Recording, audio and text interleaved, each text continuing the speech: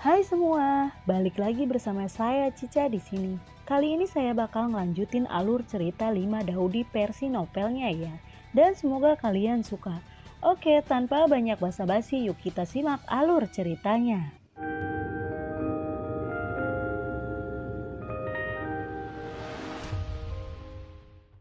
Di cerita sebelumnya, melihat bahwa Bingxin baik-baik saja, hati Xiaoyan merasa senang. Xiaoyan segera mengeluarkan batu roh sumber kelas 1 dari Naji. Kemudian duduk di tanah. Xiaoyan memegang batu roh sumber di tangannya, menggunakan satu-satunya jejak kekuatan sumber energi di batu roh sumber dengan hatinya. Menahan rasa sakit yang parah di tubuhnya, Xiaoyan perlahan memasukkan sumber energi ke batu roh sumber.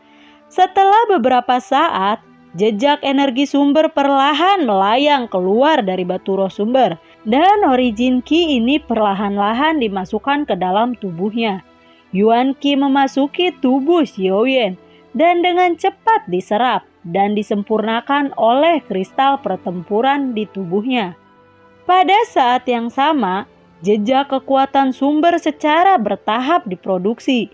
Setelah Genesis Qi menghasilkan Genesis Power di dalam tubuh, ia kembali ke langit dan bumi batin, kemudian diserap oleh Xiaoyan.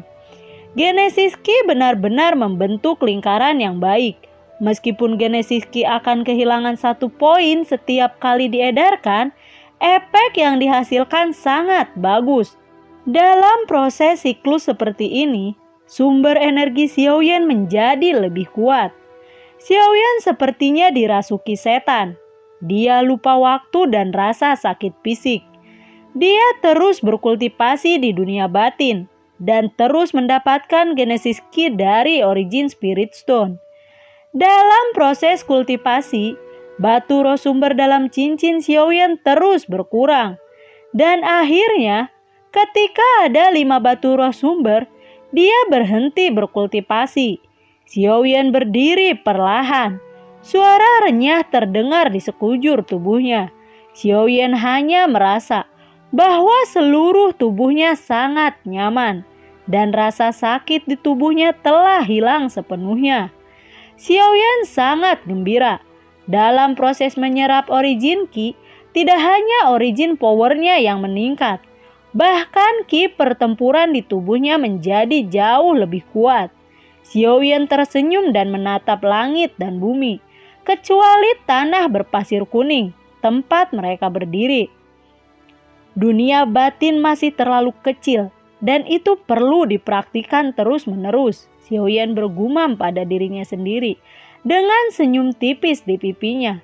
Xiaoyan bisa merasakan bahwa surga dan bumi batin memiliki efek yang lebih besar daripada alam api berbeda. Xiaoyan tidak bisa menahan kerinduan untuk origin Qi kontinen. Xiaoyan terus bertanya pada dirinya sendiri, keberadaan seperti apa benua Qi asal. Hati Xiaoyan tergerak.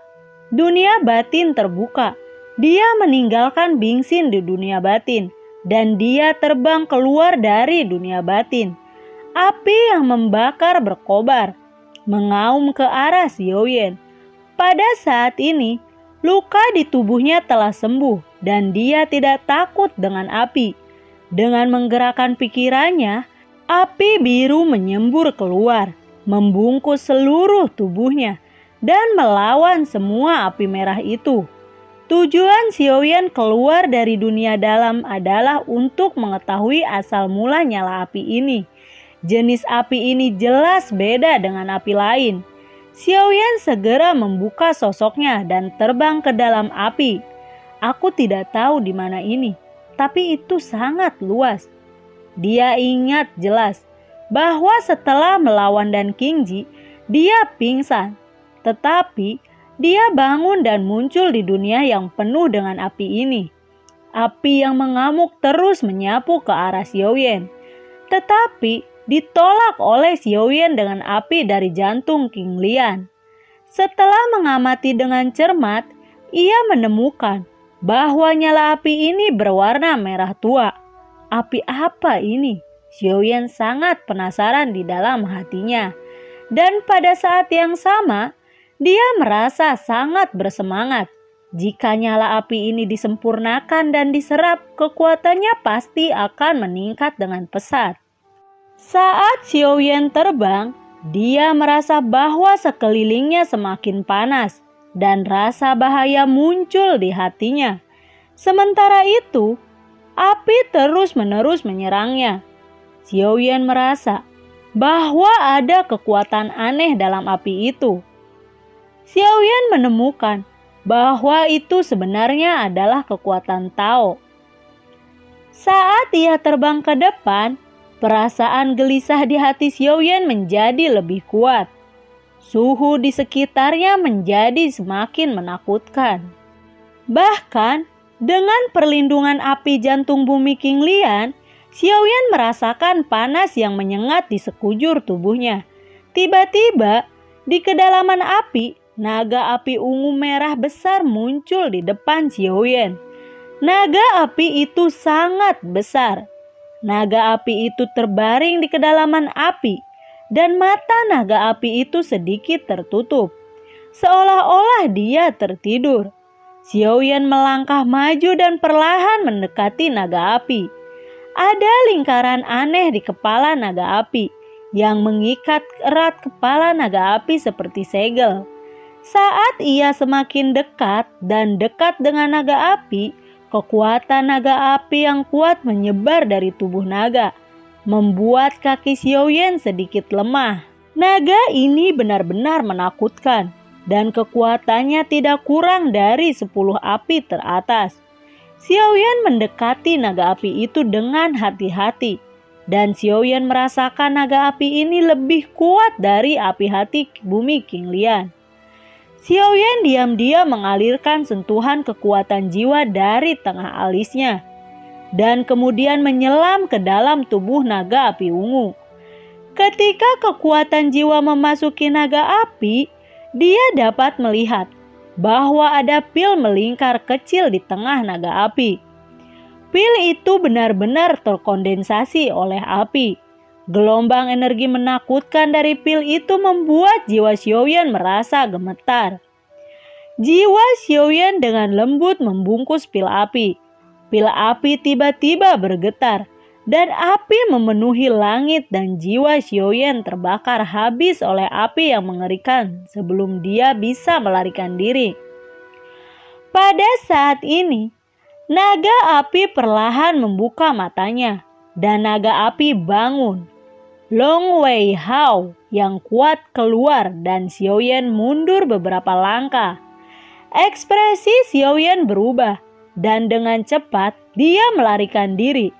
Pada saat yang sama, api yang luar biasa menyembur keluar dari mulutnya, menyapu ke arah Xiaoyan. Api ungu merah seolah-olah bisa membakar segalanya, memancarkan suhu yang sangat menakutkan. Xiaoyan terus mengubah bentuk tubuhnya, menghindari beberapa serangan api. Api merah tua yang membakar memancarkan suhu yang sangat menakutkan. Dan bahkan api di jantung King Lian tidak bisa menahannya. Naga api itu terus mengejar dan menyerang Xiaoyan. Pada saat yang sama, Xiaoyan menggenggam tangan kanannya dan garis api yang aneh keluar dari tangannya.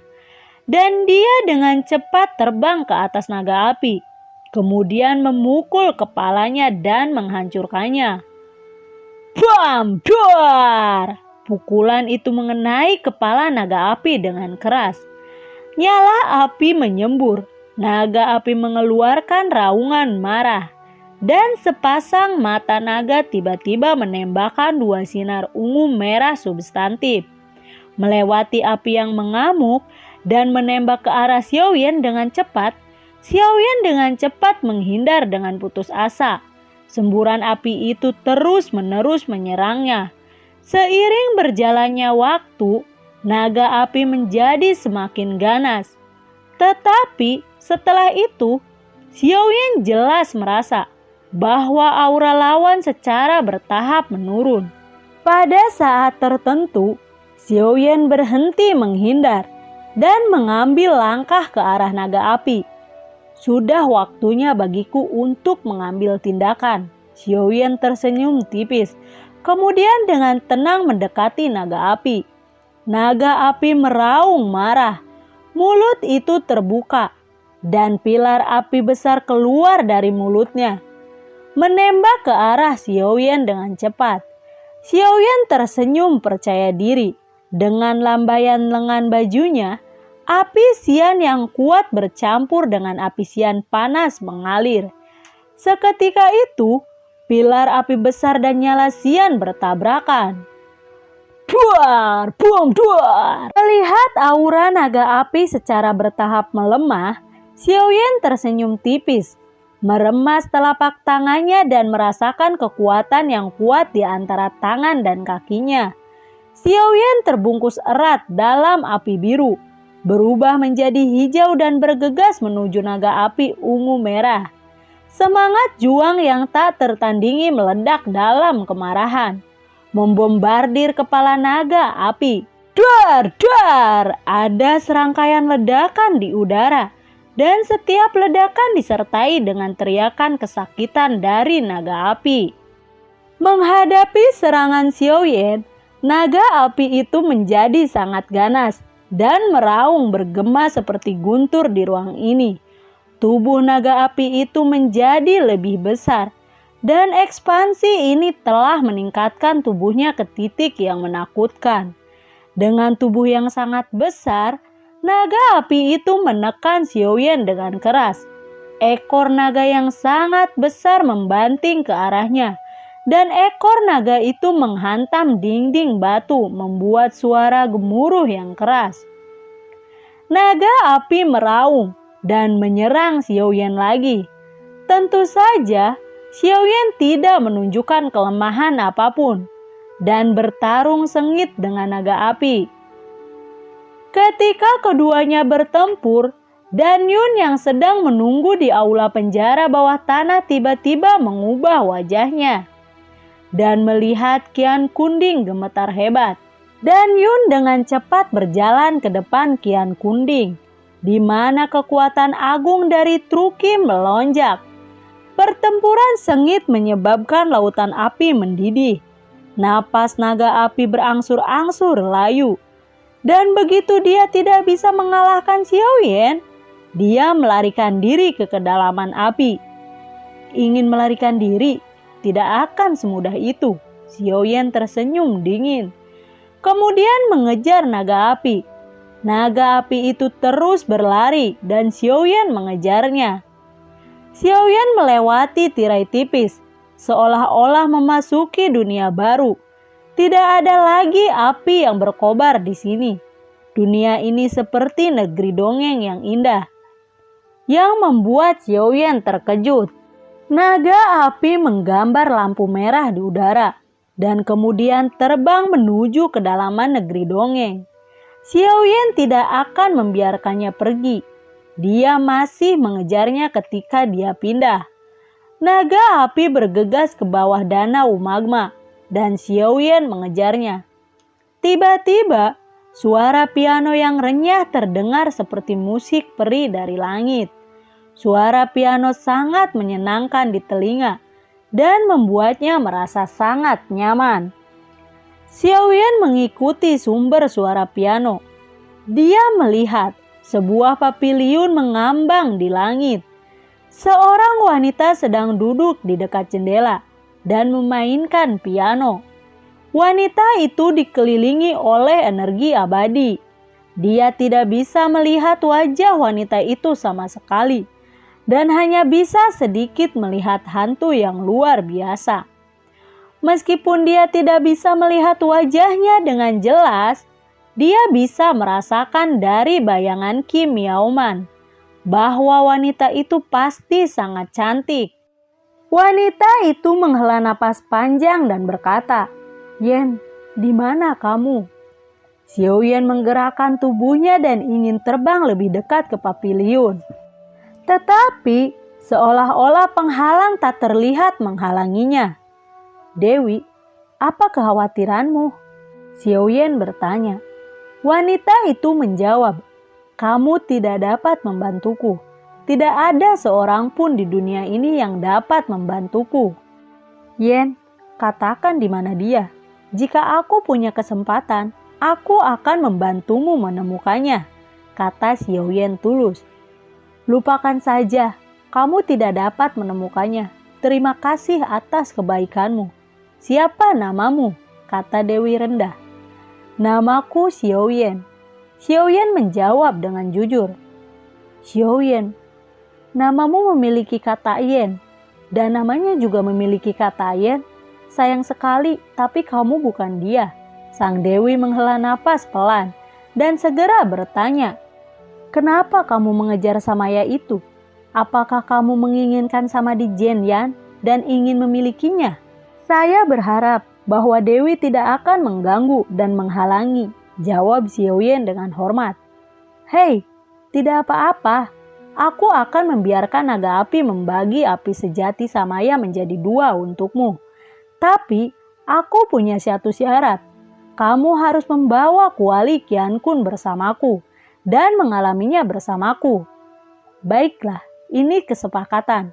Xiaoyan setuju. Meskipun dia belum melihat Qian Kunding, dia berharap itu mirip dengan Yao Ding. Karena itu, dia setuju.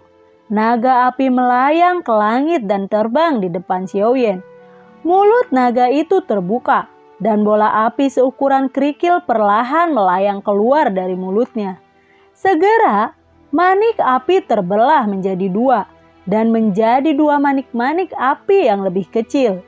Satu manik api terbang kembali ke mulut naga api dan yang lainnya terbang langsung ke arah Xiaoyan. Xiaoyan membungkusnya dengan api aneh dan kemudian dengan lembut memegangnya. Meskipun manik api berukuran kecil, itu adalah api dari api Samadhi yang sebenarnya dan kekuatannya sangat menakutkan. Samadhi Jianyan akhirnya aku mendapatkannya. Xiaoyan bergumam pada dirinya sendiri dengan gembira. Lalu, bagaimanakah kelanjutan ceritanya? Nantikan video Cica selanjutnya ya. Bagi kalian yang suka akan alur cerita yang Cica bawain, kalian bisa like, komen, share ke teman-teman kalian ya. Cica ucapin terima kasih juga buat kalian yang sudah mensupport Cica lewat link Saweria di bawah kolom deskripsi. Dan semoga sehat selalu ya buat kalian. Cica mohon pamit dan assalamualaikum. Dadah.